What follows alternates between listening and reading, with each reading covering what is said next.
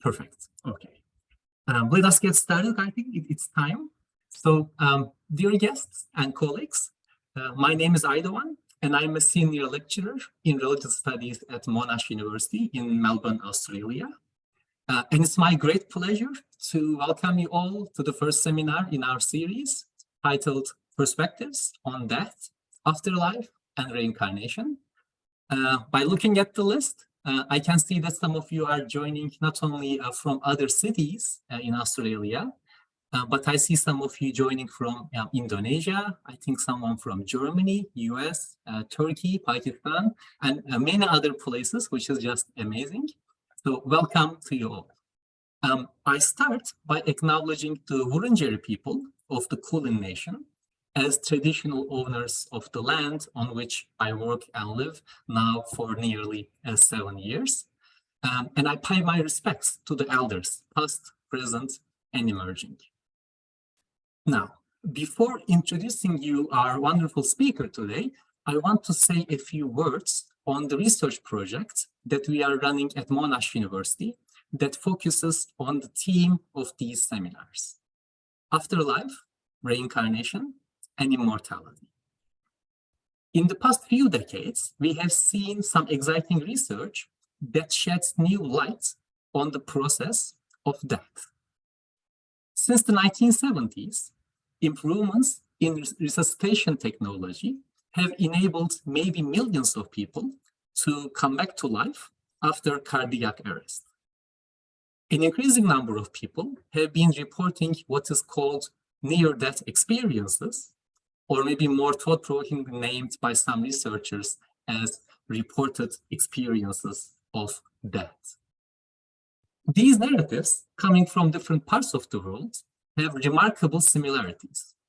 They commonly mention out-of-body experiences, a very real sense of peace.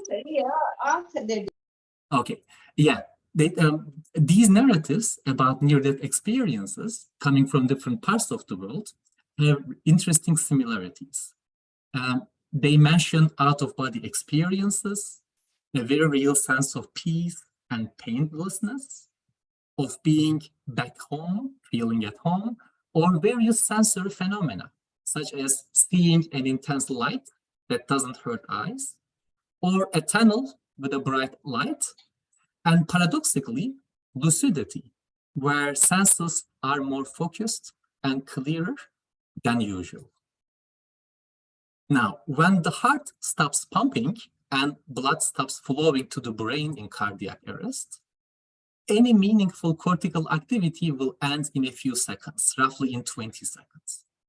Yet, a study recently showed that 45% of near-death experiences after cardiac arrest reported that their thinking was clearer than usual, rather than malfunctioning or stopping to function at all.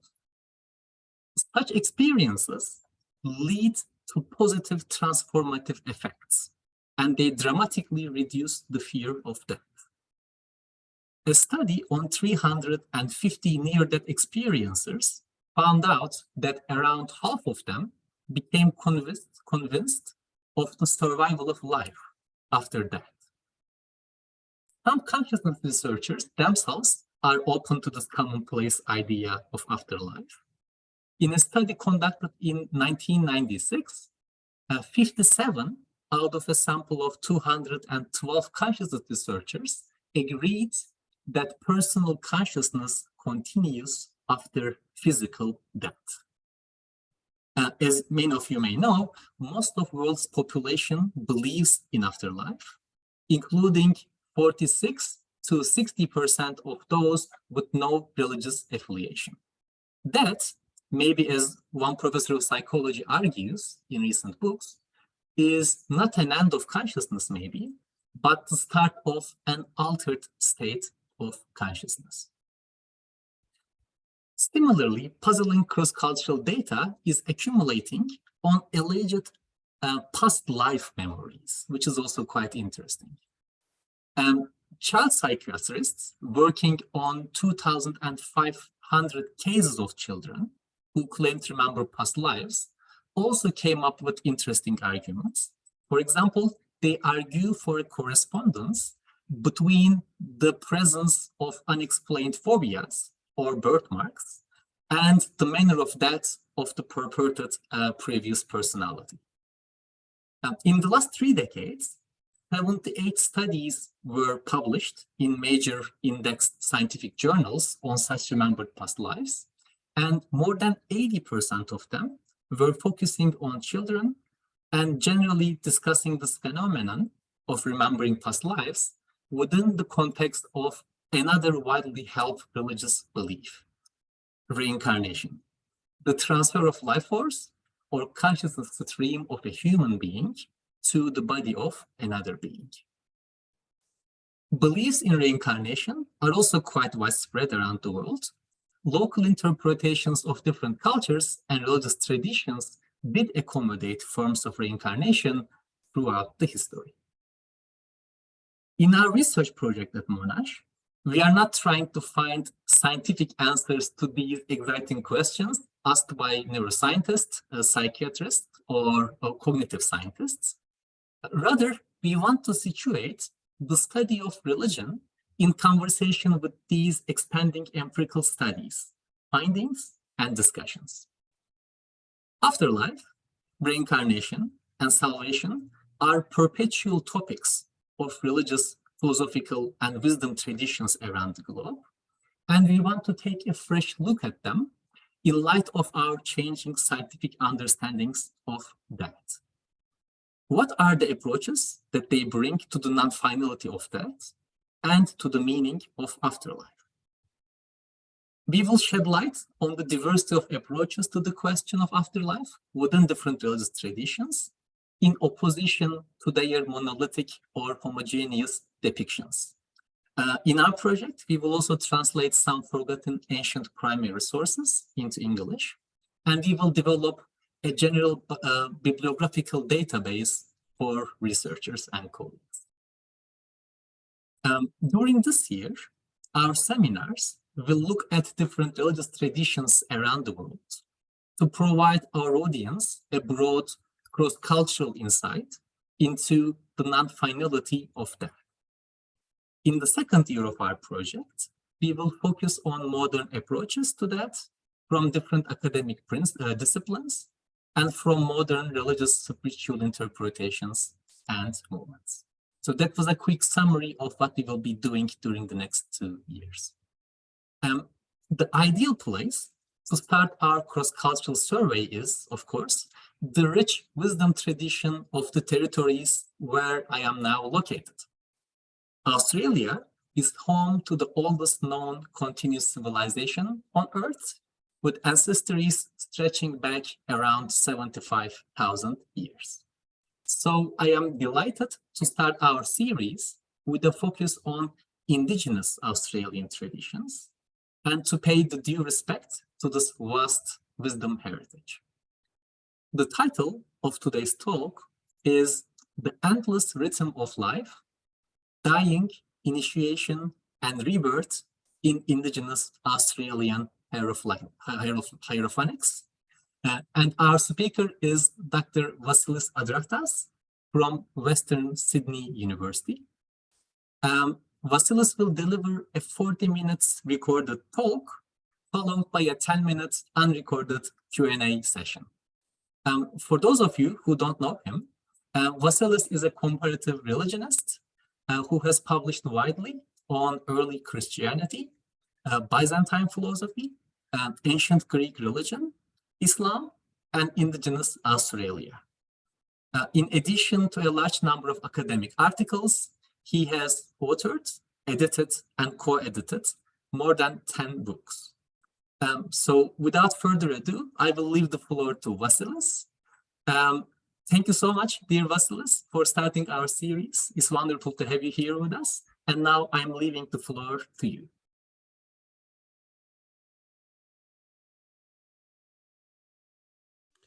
Thank you, Erdogan.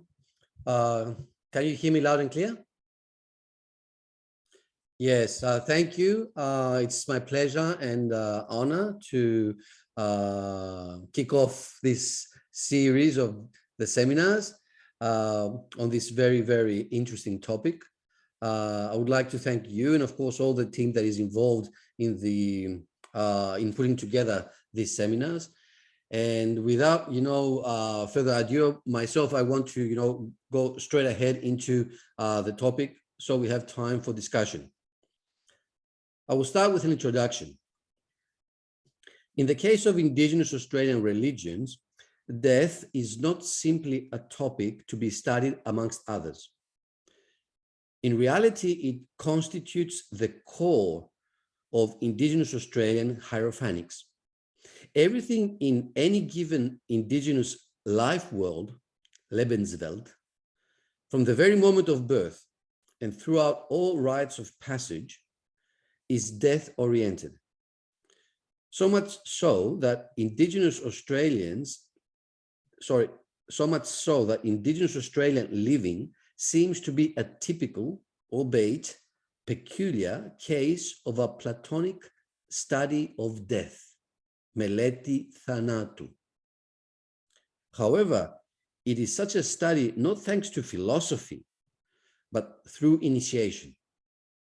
The latter should not be seen as a figurative type of dying, common in many contexts from a cross-religious perspective, but as an actual death experience, whereby living black and dying black are sides of the same coin, or to put it better, fuse into one. It is this dialectic of life and death, this endless dialectic, that can be signified by the term rebirth, as hinted at by the concept of the so-called spirit children.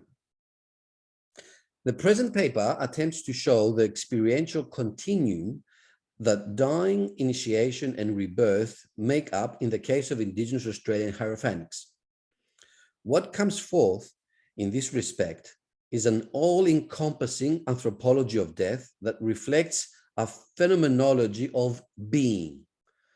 And here, when I say being, I have in my mind Heidegger's Dasein, which is illustrative of what I would like to call the hierophanics of sameness, as juxtaposed to the hierophanics of otherness, embodied by what we conventionally define as monotheism.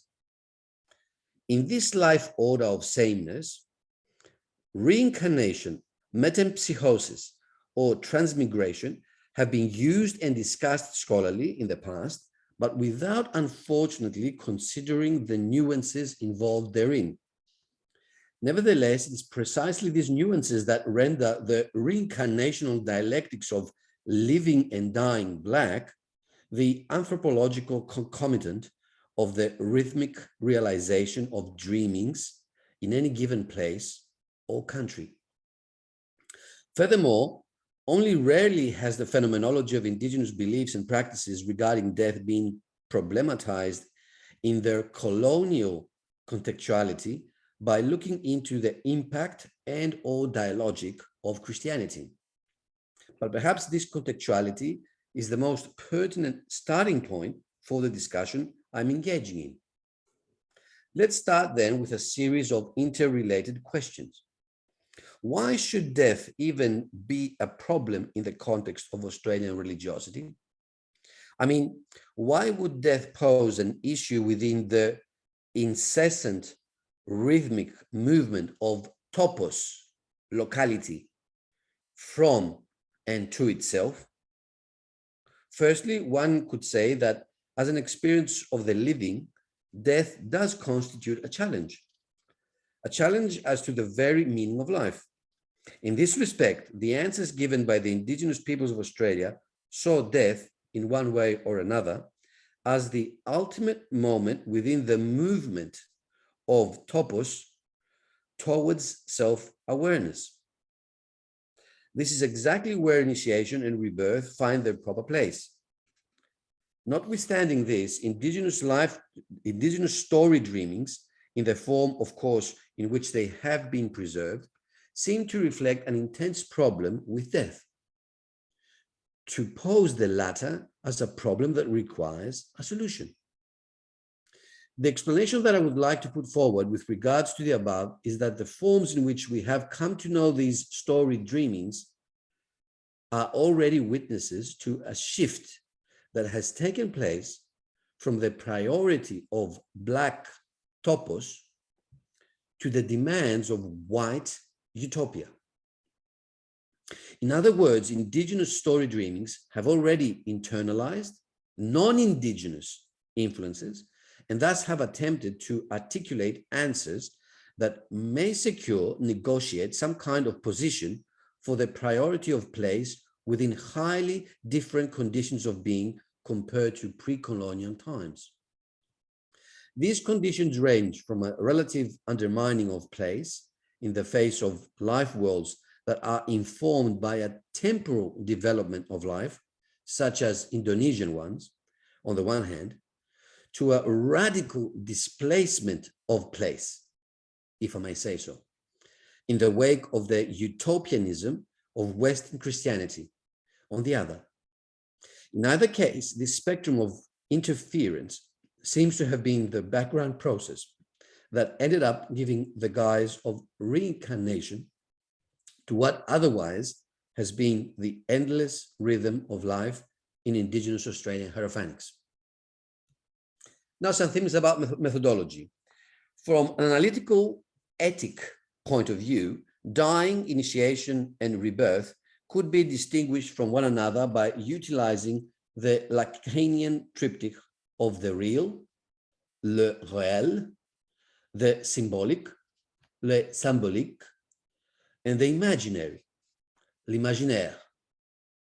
Undoubtedly, however, these three aspects are intrinsically intertwined from an experiential, emic perspective, since for indigenous agents, dying, initiation, and rebirth are virtually coterminous. They happen together. But then, in what sense do they differ, or to put it slightly differently, why do they differ? Dying as the level of the real is a biological, objective, and definitive order of life forms, Lebensformen. There is no choice involved here. Initiation at the level of the symbolic represents a social, communal, and mediatory order of life forms. Everything here is a matter of communication. Lastly, rebirth as the level of the imaginary stands for a religious, subjective, intersubjective, and fuzzy order of life forms. It is here where identification is produced. Throughout my presentation, this distinction and at the same time unity in the way just described is taken for granted. It is also a kind of theorization that I regard as enabling one to talk reasonably and coherently about the interrelations and transactions between these three aspects of Indigenous Australian Hierophanics. Moreover, I should add that the specific methodology I follow here draws on both the history and the phenomenology of religion. This, along with the fact that I make so much use of the terminology of Hierophanics, betrays that my approach is highly indebted to the insights of Mircea Eliade, although I would not call it a historical phenomenology, but rather a hierophanic hermeneutics of Indigenous Australian life forms. This specific methodological transmutation has taken place thanks to a broad and substantial qualifications regarding the work of the renowned Romanian scholar, and for that matter, qualifications that would not have been possible without the influence of anthropologist W.E.H. Stana. More specifically, in my hermeneutic approach, what Stana dubbed the dreaming corresponds to what indigenous people regard as the sacred. As to the multiple and diverse local dreamings, which by the way are the actually observable religionswissenschaftliche data, they correspond to what Eliade calls hierophanies. Furthermore, in the Indigenous Australian context, the sacred-profane distinction refers to a highly dialectical field of experiences, both in relation to white and black life forms. From a structural point of view, in particular, the elements of this dialectic can be oppositional or interchangeable or socially ambivalent. Thus, the hierophanics of the communal experiencing of death may range from a profane, i.e. disruptive, to an ambivalent, i.e. challenging, to a most sacred, i.e. consolidating understanding of death. It is the latter that renders dying the indigenous religious manifestation par excellence, or to term it otherwise, the greatest indigenous business. Before entering the proper discussion of my topic, I would like to present the working hypothesis that informs my entire understanding. In order to be as concise as possible, I would phrase the hypothesis in the following way.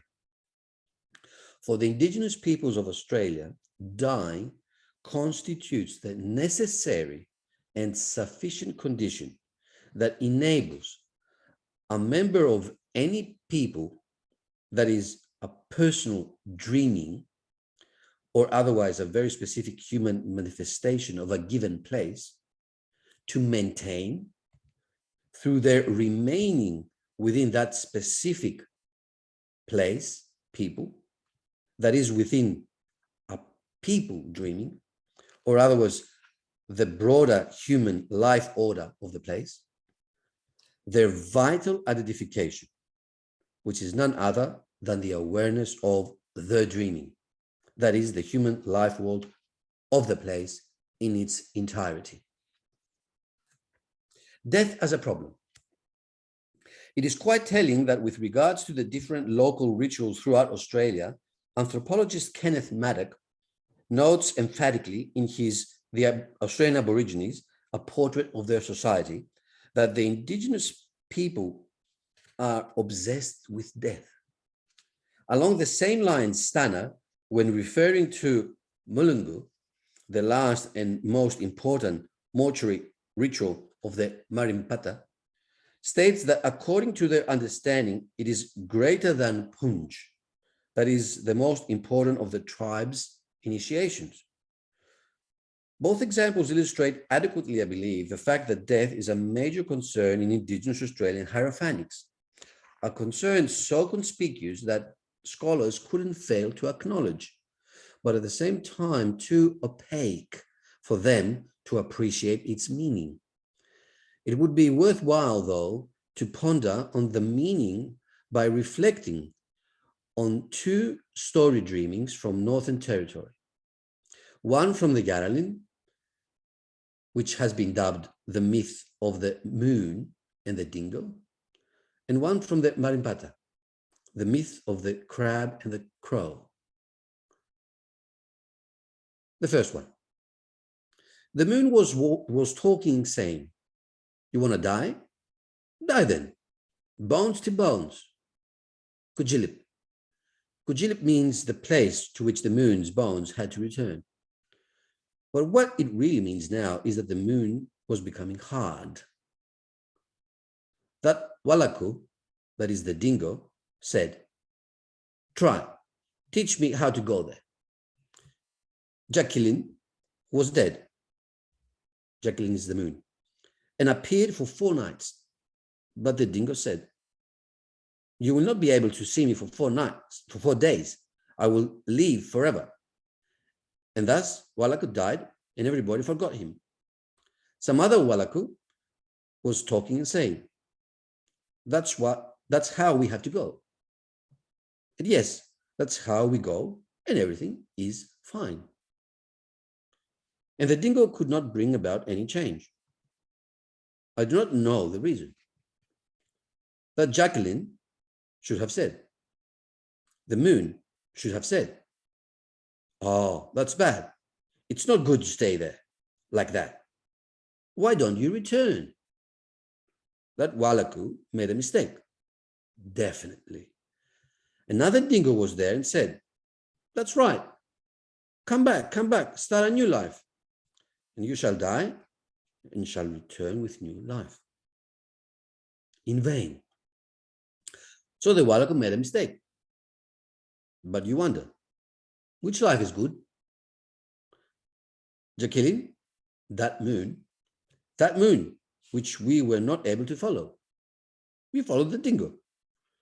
We will never bring about any change. We should have followed that moon. Now the second story, dreaming. The crab was a very old woman, and she was very sick. Everyone thought that she was dead. They buried her in a pit, but she wasn't dead. She stayed there for 5 days. She got a new shell and left the old one in the ground. The crow was there waiting. The people were crying. Ah, that crab was there. The old woman had returned. Everybody was happy. But the crow was angry and said to the crab, "This way takes too long. Here is what we humans have to do." And at once, the crow plugged out its own eyes, and then it died immediately. Although these two-story dreamings come from areas that are geographically close, they are typical of the differentiation that one is confronted with from one clan, place, people to another.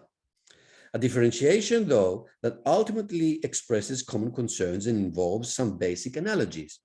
The common concerns expressed therein include the questions regarding the why, the inevitable character or not, as well as the meaning of death, whereas the most evident of the analogies seem to be the notions of clash and mistake. The myth of the moon and the dingo addresses the why of death by connoting failure and inexpediency.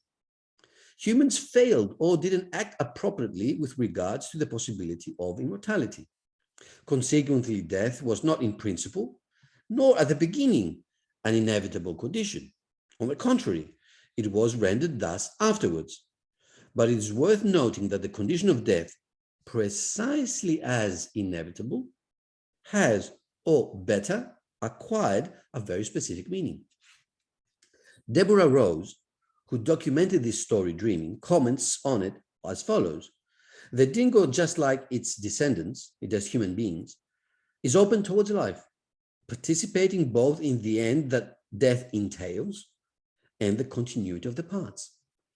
Our ancestor, the dingo, opens us up to the world, something that requires that we come to an understanding of our place within it, a place that is radically different from that of the moon. Death and its concomitant, it as birth, open up people towards time and the sharing of life. We are participants in the processes of life.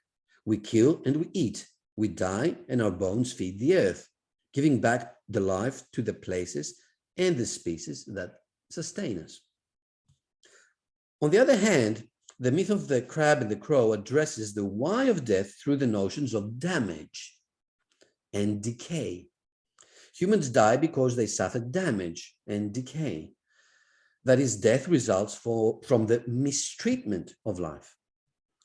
So once again, one could say that for this story dreaming as well, death neither was nor is inevitable. Furthermore, concerning its meaning, it seems that the latter consists in the hope of immortality, or to be precise, in the place and role of death within life. Stana, who has preserved this myth, is emphatic in this connection. But death was only bodily. In my view, Rose has captured correctly the general meaning of the myth she elaborates on. However, this is not a story that is arguing in favor of immortality and against death in a kind of general and abstract manner. Rather, this is a story on the immortality of everything and thus about the role that the death of each and everything plays in the greater scheme of life. In other words, the immortality of the moon dreaming, while it constitutes a desirable condition of existence, ends up being an undesirable one, precisely because it is realized as an absolute over against all other dreamings. The moon dreaming constitutes in itself a closed totality that neither produces nor receives anything, whereas the entirety of all other dreamings, precisely through and thanks to death, links everything to some other, securing thus the movement of life. Hence, the immortal moon is already dead, while the mortal descendant of the dingo, it is the human being, is truly alive. Nevertheless, I think that Rose's comments on the connection that she postulates between death and temporality are misleading. Basically, Indigenous Australians were never interested in time, but in place.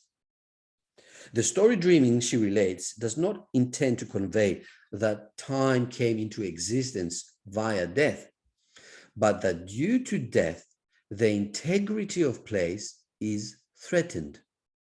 If humans and all other dreamings die, and that's the end to it, then how can place, which by the way constitutes the source of their existence, maintain its own awareness alive?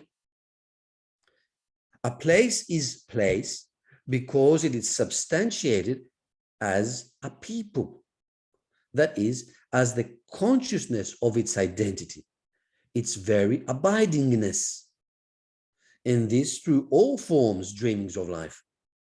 Thus, in the case that all dreamings were immortal, just like the moon, then there would be no problem at all. But even now that they are all mortal, again, there is no problem, for the one gives the other its own life. However, one should always be aware that this truth does not stem from the story itself, but from the broader hierophanic context to which it belongs. On the other hand, I regard Stana as interpreting correctly the myth of the crab and the crow, when he refers to the liminality that characterizes the very structure of life. Life, the process of existence, he writes, has been determined, and thus has been limited, having death as its great limit, by its very structure. It is the structure of life that has determined for the latter the entire range of its possibilities. But in what sense does the liminality of death render the latter unnatural? Because it was something that had to be shown, something that had to be taught. But isn't this one of the most typical activities of the ancestor dreamings? At this point, I think that Steiner is wrong. The liminality of death is not unnatural because, according to the myth, it is the result of teaching. On the contrary, it is natural precisely because, according to the myth, it has been taught to humans. Otherwise, immortality would have been the privilege of certain dreamings, or it would be equivalent to the risk of an unknown outcome. Moreover, the story dreamings under discussion talk directly of clash and mistake. Clash comes forth more in the second story, whereas mistake is far more the case in the first one. In particular, death is presented as the result of some kind of clash between the ancestor dreamings, or termed differently, it constitutes the outcome of the internal dialectical tension of the dreaming. In other words, thanks to and through death, the hierophanic opposition of dreamings reaches its outmost limit, and thus hints at the unity of the dreaming. It is the sacred. These remarks are quite relevant as to the dynamics of the social relations in any given clan, both internally and externally. The dreaming of death is substantiated symbolically in every case of actual, real death. The clash is detected, and the agent responsible for the mistake is brought to account. Ostensibly, all this corresponds to the ceremonial process known in the anthropological literature as inquest, which is so common, especially in the case of the death of young people or sudden death, and the aim of which is to find the killer, inverted commas, and renegotiate the disrupted unity within the social domain. Imagining life after death. Indigenous Australians never regarded biological death as the end of existence, since corporeality is understood only as one of the many moving, incessantly and rhythmically, manifestations of the fundamental reality of place. Although death signifies the end of a course, a life journey, during which a certain set of relationships are performed, human beings as spirit children are inseparably and inherently linked to ancestor dreamings, and by extension, the dreaming. Indeed, it would not be an exaggeration to say that human beings are understood as eternal. In this respect, death is perceived as a transition that is inscribed within the dreaming by constituting a particular locality and modality of the latter's self-awareness. But in this connection, the question is raised, or could be raised, as to what happens after death, or otherwise, what exactly is the transition affected by death? Personally, I agree with those who claim that pre-colonially, this question was not raised. To put it differently, the answer was self-evident, and there was no waste of energy in proposing probable or reasonable representations regarding life after death. Simply put, spirit children were regarded as returning to the source of their emanation in order to realize again and again another human dream, whenever, of course, that would come up, so to speak. Notwithstanding, even a cursory reading of the relevant bibliography suffices to convince one that not only there are representations of life after death in Indigenous Australia, but they are indeed complex, complicated, and many a time so diverse in terms of content that they end up being blatantly self-contradictory. However paradoxical this may sound, it is not unexplainable if one considers that the cases where the question about life after death was in fact raised belong, as it is expected, to colonial, post-colonial Indigenous contexts. Consequently, these representations constitute witnesses regarding the presence of non-Indigenous post-death beliefs, which Indigenous people attempt to accommodate within the parameters and the existential horizon of the dreaming. 1. Life after death according to the peoples of Southeast Australia. According to these peoples, eloquently described in Howitt's The Native Tribes of Southeast Australia, at the time of death, the spirit, inverted commas, that is a number of different Indigenous terms that could tentatively be translated as spirit, abandons the body, a condition that facilitates its acting in multiple ways. Thus, it can visit someone who is asleep or someone who has left their own body in a shamanic, let's say, type of trance. Now, the usual reason for such a visit is to provide someone with help against a witch doctor or to cure a person from a disease.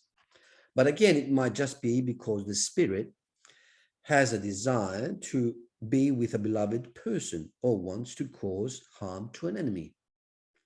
Another possibility for the spirit of a dead person might be its roaming in the wilderness for an indefinite period, during which it consumes foods and gets warmed up next to abandoned fireplaces. It may also find refuge near one's burial site or in the trunk of a big tree. Or again, it may haunt the place where it used to inhabit, going about at night and attacking unsuspecting or careless hunters. There is, though, a third case of beliefs regarding life after death in this part of the country. According to these, when one dies, their spiritual, inverted commas, substance presents itself as dual and breaks up with regards to its after-death course. More specifically, one finds amongst the people of Southeast Australia the belief that humans actually have two spirits. One of them heads towards the sky, and the other either remains on Earth next to its familiar places, or finds its way to the sea in the regions of the West. To be sure, the spiritual part that stays in the sky or upon the earth does not do so in a permanent and unchanging fashion, for moving from one to the other level is indeed possible. Moving from the earth towards the sky resembles very much the so-called shamanic techniques of witch doctors, whereas the return from the sky to the earth is closely related to the desire of the dead to reveal to those alive a number of secrets that might prove useful to them. In any case, however, two are the details that need to be highlighted in this connection. Firstly, the conditions in the sky are definitely better than what they are on Earth. And secondly, wherever it is believed that the spirits return from the sea, they are always presented as returning in the guise of white people. 2. Life after death according to the peoples of Central Australia. This is truly a vast region, and so I will limit myself to the Adrahtas. And this because it seems that this indigenous people features the purest, so to say, version of the reincarnation motif. According to Theodore Strello, the Adrahtas espoused the existence of two souls, one that is associated with the normal conception of a person by their parents, and another which enters into the embryo at a given time and at a given site of a sacred place. It is this second soul, the part of some ancestor dreaming, that remains after death to the sacred place that constitute its very identity. Strictly speaking, what has been dubbed reincarnation in the indigenous life worlds of Central Australia is nothing else than the most characteristic amongst the indigenous beliefs regarding the condition of life after death. And this because this reincarnation is in effect a sort of rationalization of the Hierophanic experience regarding the abiding identification between place, people, and ancestors. To put it differently, through their teaching about reincarnation, the Adrahtas confirm their belief in their inherent unity with their ancestors' dreamings, a fact that simply renders redundant all types of questioning with regards to the after-death journey of the spirit. Nevertheless, one should emphasize, according to the Adrahtas incarnation, nevertheless, one should emphasize that according to the Adrahtas reincarnation is not a cycle of existence that goes through time and again the points of matter and spirit, which in such an understanding would constitute the fundamental binary of the real. On the contrary, this is all about the lively rhythm of this or that dreaming that resonates with the vital rhythms of different dreamings. In this manner, every given place people make up a symphony that is affected, and why not performed, according to the course of self-awareness.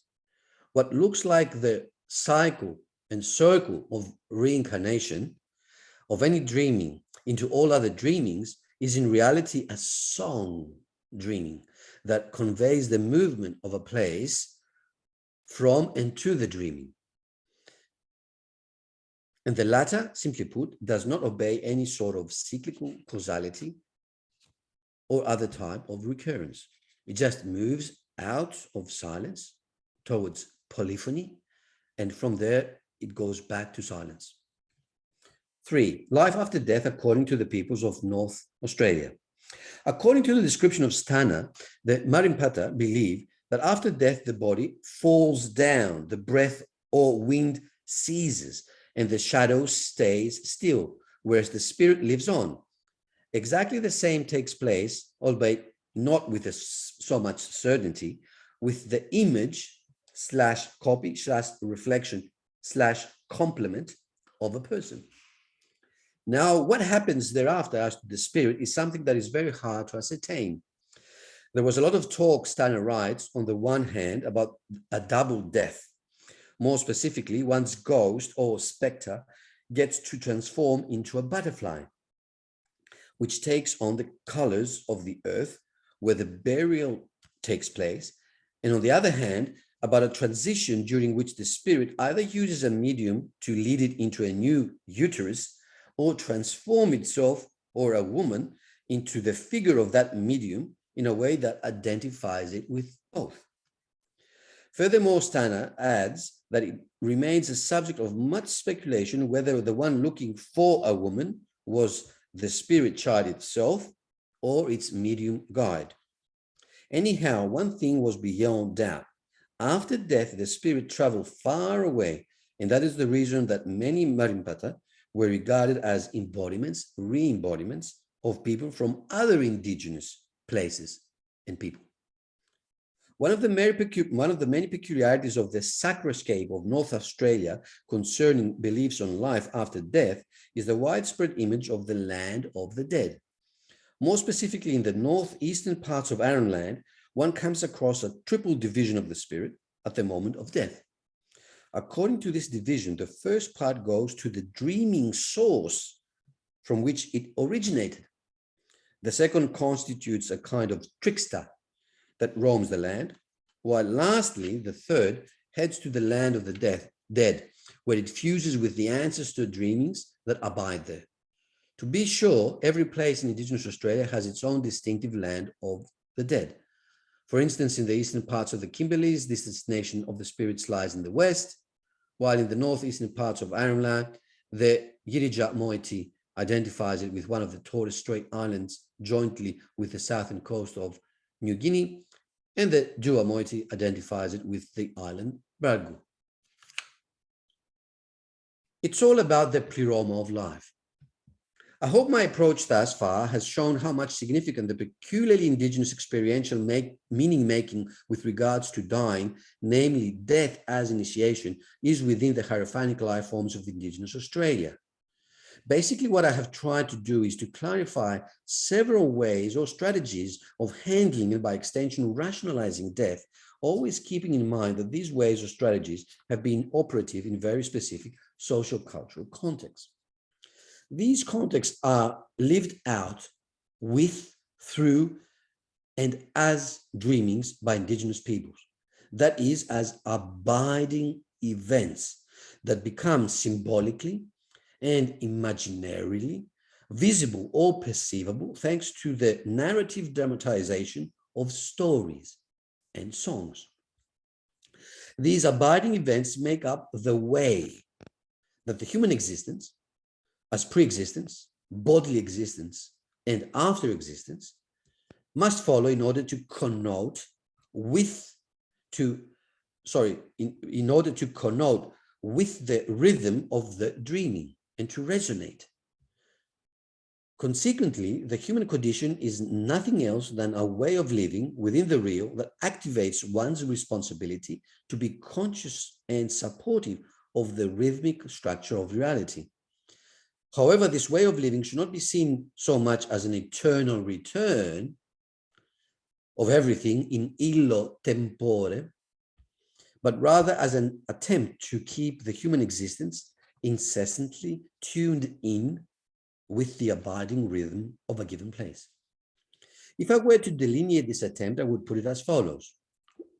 1, it starts, inverted commas, with the human conceiving of the so-called spirit children, which constitute the multiple, differentiated, and at the same time actual presence of an ancestor dreaming in a specific place. 2, consequently, it goes through a series of initiations, the purpose of which is to bring forth the dreamings into the space of consciousness. And finally, 3, it ends, inverted commas, with death as the most direct and complete access to the desirable unity of the dreaming. Thus, everything within this incessant rhythm, from the most collective to the most individual entity, and from the most exceptional to the most ordinary, has a hierophanic quality. That is, it constitutes a dreaming. To phrase it in a different way, I would dare say that it is the envisioned unity of all these dreamings that hints imaginarily at the horizon of the dream sacred as the silent postulate that substantiates the hierophanic symbolizations involved therein. Notwithstanding, this is not about a theoretical postulate, but about an empirical postulate that emerges from within the relentless event specter of death. If place, people, and particular dreamings must be abiding, then the end that seems to occur with death cannot but be, or if you prefer, has to be, the confirmation par excellence of their abiding nature, that is, the supreme initiation into the dreaming. It is precisely the specific relationship between death and the dreaming that seems to be reflected in that detail, so to speak, of the story Dreamings, according to which nearly all ancestors, after completing their work upon the land, get to be incorporated once again in the earth. That is, they return to the condition of sleeping, a condition that anthropologically corresponds to the experience of death. I would like to conclude with some reflections on the relationship between place and the body in light of death. As already noted, every indigenous people constitutes a manifestation of place, and hence they are inextricably and rhythmically linked with the manifestations of the ancestors' dreamings of this or that place. More specifically, it is within, through, and on the land that ancestral dreamings inscribe themselves. Thus, in this respect, it is not people that own place, but place that owns people. In other words, people are conceivable only in the context of the interconnections and transactions of dreamings that take place as topos, happen, occur, and are realized as place. Moreover, this intrinsic relationship has its concomitant in another relationship, the one between place, in particular a specific sacred site, and the human body. The latter is understood and experienced not as the precondition or prerequisite for an autonomous individuality, but rather as another manifestation of the collectiveness of place/people. In this way, one can trace in the Hierophanics of Indigenous Australia a peculiar negation or denial of the body, which nevertheless should not be seen as a negation or denial of death, but as a transcendence of death. Such a mentality is only natural and expected to treat in a peculiar, that is, a hierophanic manner, the return of the body to place. It is the source of its origin. Indeed, through the set and series of ceremonies, rituals, and initiations regarding death, what is realized is the direct and complete repositioning of a given human life form, dreaming within the matrix of all life forms, dreamings. And further on, the transition to the pulsating pleroma of the dreaming. Thank you.